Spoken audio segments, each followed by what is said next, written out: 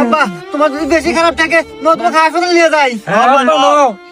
আরে বাজান, না না, আমাকে আর হাসপাতালে নাই কামবো না, আমার সময় শেষ, আমি আর বাঁচবো না।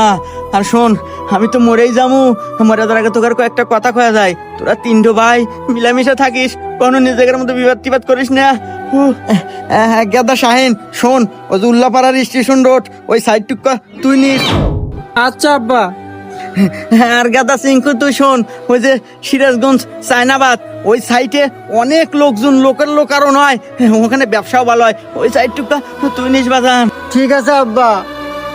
বাজান সোহাগ, তুই তো সবচেয়ে ছোট, ওই যে হাটিকুমরুল একটা নতুন ইন্টারচেঞ্জ হতেছে, অনেক কাস্টমারের খুব চাপ, ওই সাইডটুকু তুই নিস বাজান। ঠিক আছে আব্বা। আরে আব্বা তুমি এনে কোনো টেনশন করো না, তুমি শান্তালে মরো তো। বাহ, কে রে সিংকু, তোর বাপ তো অনেক ভালো মনের মানুষ রে। মরার আগে তিন বেটাক সমান তালের জায়গা তুমি